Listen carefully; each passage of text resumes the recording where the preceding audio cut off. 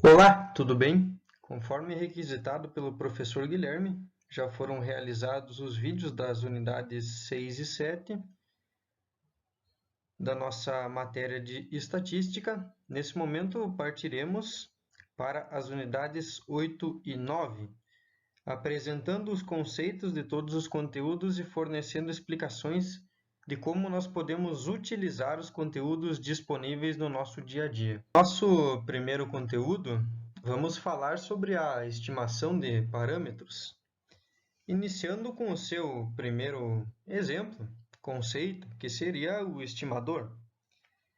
Em estatística, um estimador vai ser uma regra para você fazer o cálculo de uma estimativa de uma determinada quantidade baseada em dados observados. E esses dados eles podem ser de determinados grupos, podem ser dados de determinadas coisas.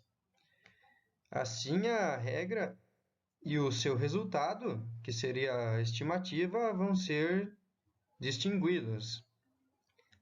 Existem os estimadores de ponto e os estimadores de intervalo, seriam os dois modelos diferentes. Os estimadores de ponto produzem resultados de valor único, embora isso vá incluir a possibilidade de resultados de um valor e de um vetor único, e resultados podem ser expressos como uma única função.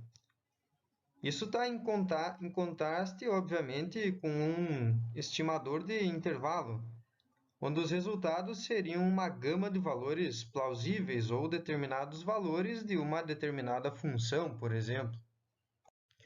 Contextualizando esse estimador, eu diria basicamente que nós vamos ter determinados grupos que nós vamos calcular a média de alguma coisa dentro desses grupos, e através dessa média nós vamos ter uma estimativa, conforme o próprio nome diz. Nós vamos tentar tirar estimativas, talvez não sejam valores reais, mas nós queremos ter uma ideia de determinada coisa.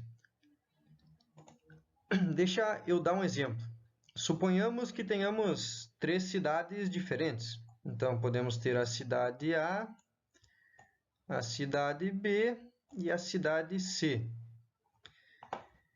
Poderemos ter infinitas escolas dentro dessas cidades, mas nós queremos saber a estimativa da altura dos alunos de cada cidade, e no final nós vamos querer saber a estimativa de altura dos alunos, a média de altura dos alunos dessas três cidades juntas, de todas as escolas dessas três cidades juntas. Então, nós vamos ter que englobar essas três cidades. O que nós vamos fazer para calcular esta estimativa? Nós não vamos calcular tudo de todos os alunos de todas as escolas. Nós vamos retirar pequenos grupos da escola A, das escolas da cidade A. Nós vamos retirar pequenos grupos das escolas da cidade B e nós vamos retirar pequenos grupos das escolas da cidade C. E através desses pequenos grupos nós iremos calcular a média de cada grupo e no final nós iremos calcular uma média geral. Por que eu digo que o nosso valor final da média de altura, por exemplo, desses alunos nas três cidades não vai ser exata? Justamente porque nós fizemos essa divisão de cálculo em pequenos grupos, nós estamos buscando estimar essa média de altura. Então, é justamente para isso que nós temos o uso do nosso estimador. O nosso segundo conceito é a eficiência, que também é muito importante na estimação de parâmetros, porque nós queremos fazer uma análise de extrema qualidade, de maneira correta, indo a favor de determinadas funções. A eficiência ela vai ser, se você levar ao pé da letra do que significa a palavra, uma característica completamente positiva, como parte do perfil de determinados profissionais que desejam obter sucesso em suas áreas de atuação. Então, se você é um profissional que realiza estimação de parâmetros, principalmente se você está falando de determinados grupos no qual você está realizando análises, você deverá sempre buscar a eficiência. Em terceiro ponto, e não menos importante, vemos a consistência. Se você é um profissional que faz análise de estimação de parâmetros, você vai ter que ser consistente naquele trabalho que você está fazendo. A consistência, ela busca a coerência, então você ter um trabalho coerente que faça sentido, que a sua ideia dentro do seu trabalho realmente bata com os cálculos nos quais você está fazendo. Isso é de extrema importância, você tem uma capacidade maior de ter acertos, de ter as suas ideias definitivamente como sendo alguma coisa que tenha uma relevância positiva para o determinado cálculo que você está fazendo, ou para determinada estimativa. Então, esse seria o nosso último conceito. Só para finalizar, podemos ver que esses três conceitos eles buscam realmente trazer uma maior assertividade, fazer com que você consiga fazer a estimação de parâmetros de determinados grupos e que você consiga ter uma eficiência dentro disso que você está fazendo. Quando se trata de noções de estimativa, nós queremos ter a maior assertividade possível, porque essas ideias, essas características, elas vão ser um ponto fundamental para determinadas questões.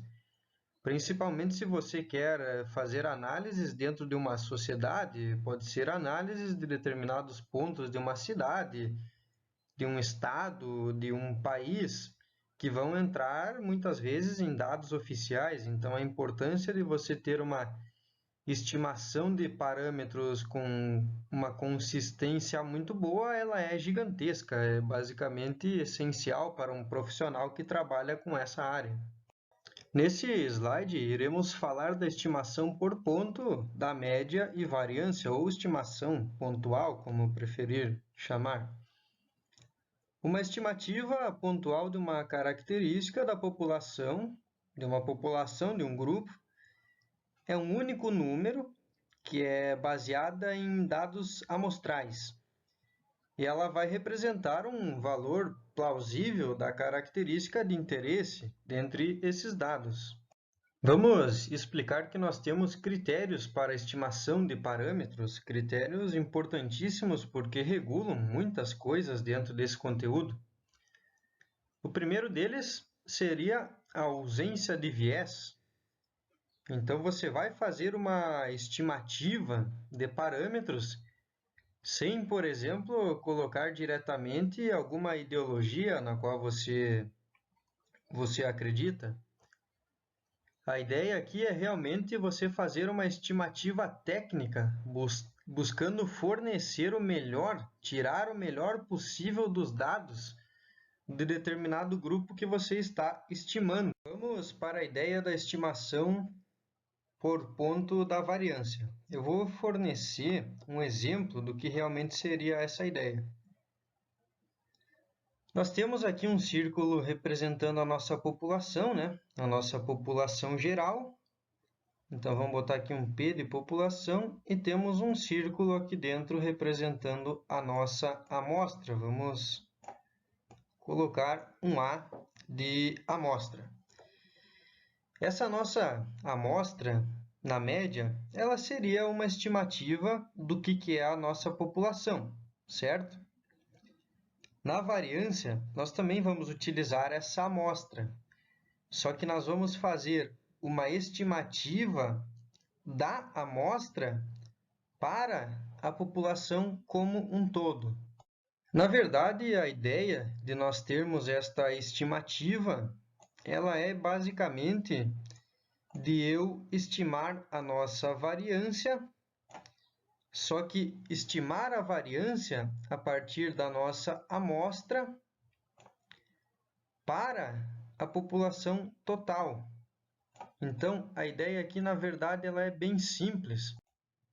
Então, nós vamos ter, por exemplo, a ideia de calcular a nossa variância populacional Como nós já temos a ideia da nossa amostra, nós vamos, através desses dados que nós temos dentro da nossa amostra, porque eles são dados, em teoria, muito coesos, calcular a nossa variância populacional. Então, basicamente, essa variância utiliza a nossa amostra para calcular os dados gerais dentro do nosso círculo grandão aqui, da nossa população como um todo. Mas, obviamente, nós vamos calcular a variância populacional e não a média. Não dá para confundir. Apesar de nós estarmos utilizando a nossa amostra, as ideias de cálculos aqui elas vão representar um todo diferente. Conhecendo um exemplo da estimação por ponto de média, eu posso ter uma cidade número 1 e uma cidade número 2.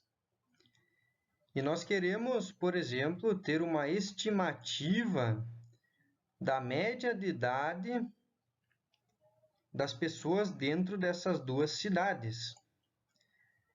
Então, nós iremos fazer os cálculos da estimação por ponto de média, porque nós queremos levantar determinados dados de ambos os grupos, do grupo 1, da cidade 1, e da cidade 2, para fazer o cálculo da média. Esse é um exemplo muito prático de como podemos calcular uma estimação pontual de média, muito prático, muito simples, justamente porque ela geralmente é utilizada para se realizar cálculos populacionais ou cálculos que são relacionados a determinados grupos. Nesse slide, falaremos sobre a estimação por intervalos de confiança. Esse tipo de estimativa de intervalo ela é utilizada na estatística que contém um parâmetro populacional. Esse parâmetro de população vai ser desconhecido e ele vai ser encontrado através do modelo de amostra calculado a partir de dados recolhidos diretamente desse parâmetro. Beleza, mas e qual que seria a relevância de ter o cálculo do intervalo de confiança? Vamos exemplificar isso. O intervalo de confiança ele vai ser importante para indicar a margem de incerteza ou imprecisão frente a um cálculo já efetuado.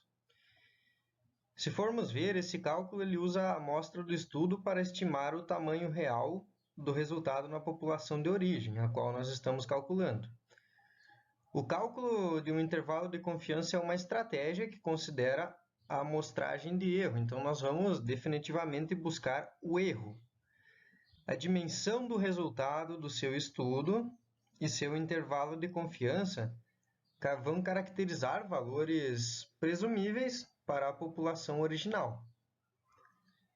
Quanto mais estreito for esse intervalo de confiança, por exemplo, maior vai ser a probabilidade da porcentagem da população do estudo representar um número real da população de origem. Então, como nós retiramos de um grupo, de uma população muito maior do que a que nós estamos calculando, com esse meio nós podemos ter um estudo buscando atingir o máximo de realidade frente ao que nós estamos calculando.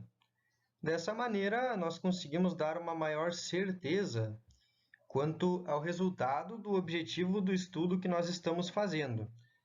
Ou seja, nós vamos buscar uma espécie de comprovação vendo o que pode ou não estar de errado dentro do nosso cálculo e fazendo determinadas correções. Vamos falar um pouco sobre a interpretação desse nosso intervalo de confiança. A interpretação correta do intervalo de confiança é provavelmente um dos aspectos mais desafiadores desse contexto estatístico, claro que vai ser, né? Um exemplo da interpretação mais comum é que nem este que eu tenho aqui na tela. Vamos lá. Existe, por exemplo, uma probabilidade de 90% de que no futuro o verdadeiro valor da população, por exemplo, pode ser uma média, pode ser uma média de idade da população, não vamos entrar muito nesse assunto, mas que esse valor caia no intervalo x, limite inferior, então vamos colocar aqui como sendo o nosso intervalo x, ou no nosso intervalo y, que seria o nosso limite superior. Ok. Assim, nós vamos interpretar que o intervalo de confiança é feito da seguinte maneira: 90% confiante de que o intervalo x e o intervalo y contém o verdadeiro valor do parâmetro populacional, certo? Interpretaríamos dessa maneira. Afinal, temos o gráfico, temos todos os dados aí. Seria completamente incorreto nós declararmos que há uma probabilidade de 90% de que o intervalo x, o limite inferior, e o y, limite superior, contenham um valor real do parâmetro populacional. Porque nós estamos falando de probabilidades estatísticas e não estamos falando de um valor real, de um valor 100% correto, por exemplo. Essa afirmação é um equívoco, digamos assim, mais comum sobre o nosso intervalo de confiança. Uma confusão que é realizada, obviamente.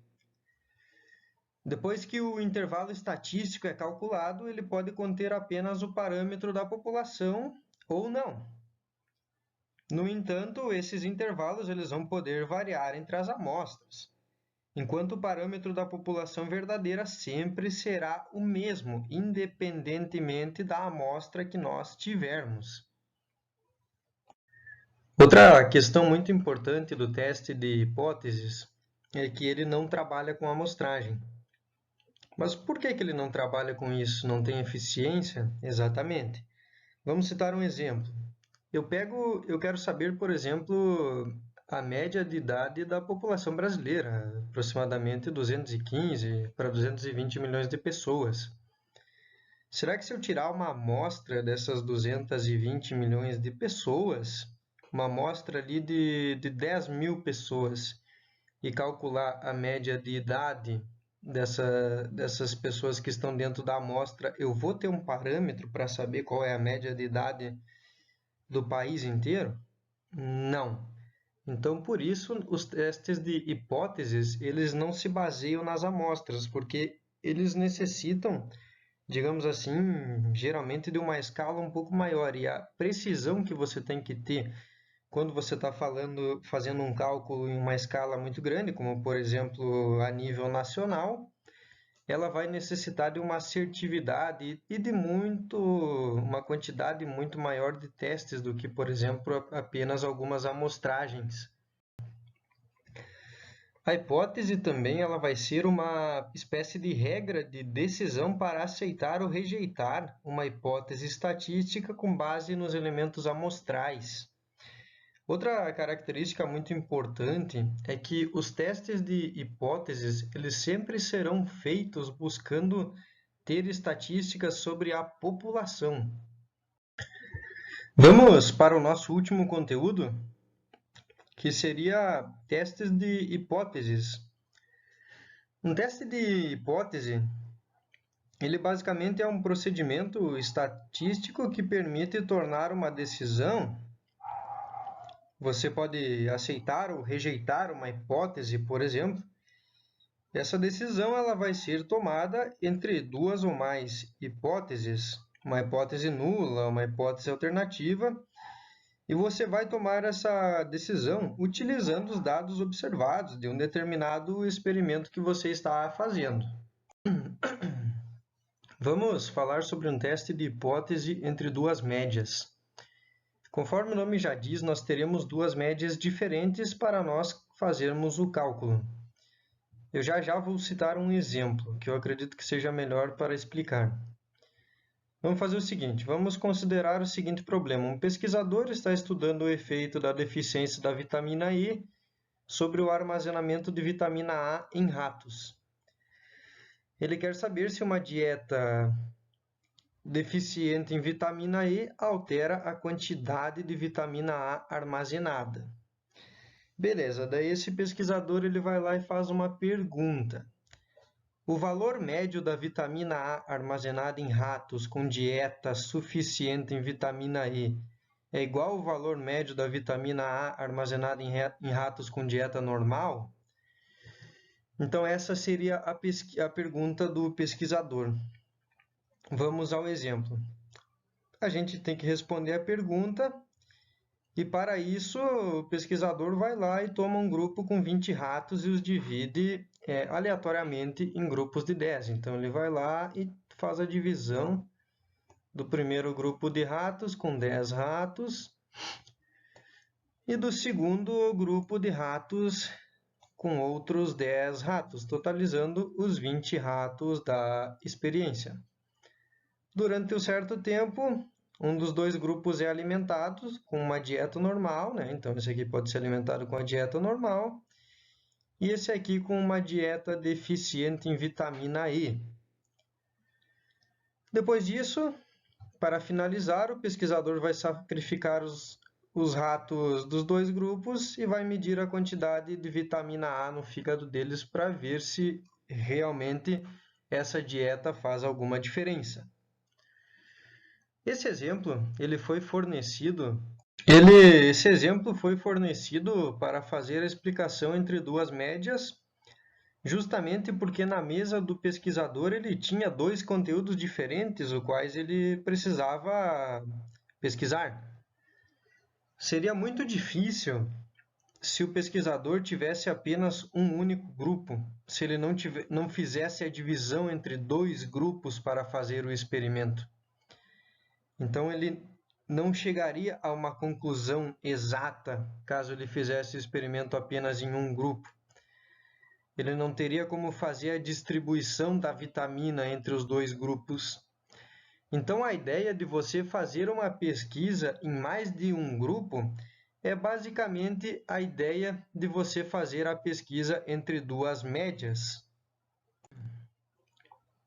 Então, concluímos que o teste de hipóteses entre duas médias, ele sempre vai levar em consideração mais de um grupo para comprovar ou não a hipótese a qual as pessoas que estão fazendo o teste estão pesquisando.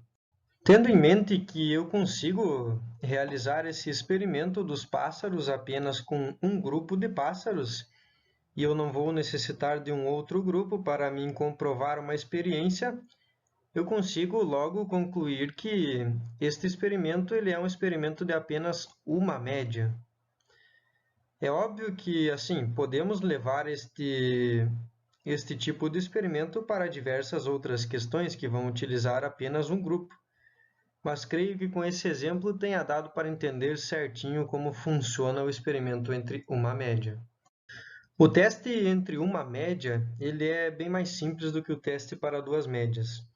Vamos iniciar exemplificando que nós vimos que o teste para duas médias ele vai necessitar de dois grupos para que você possa realmente fazer o teste com total êxito. O teste entre uma média vai necessitar apenas de um grupo. Eu posso dar um exemplo. Os pássaros eles migram todos os anos. Eu quero, por exemplo, fazer um teste para saber se um grupo de pássaros, temos aqui um grupo de pássaros, 2 meses de migrar. Então, temos um grupo aí com 20 pássaros. E eles estão há 2 meses de migrar, de fazer a sua migração anual. O teste que eu quero fazer é se esses pássaros eles engordam ou eles mantêm o seu peso antes de fazer a migração. Aí que vem a pergunta, por que o teste é entre uma média? Justamente porque eu não vou precisar de um outro grupo para fazer esse teste. Tendo apenas o meu grupo com os 20 pássaros, eu consigo observá-lo durante esses 2 meses antes deles fazerem a migração e ver no final do experimento se esses pássaros eles engordaram ou eles tiveram o seu peso mantido.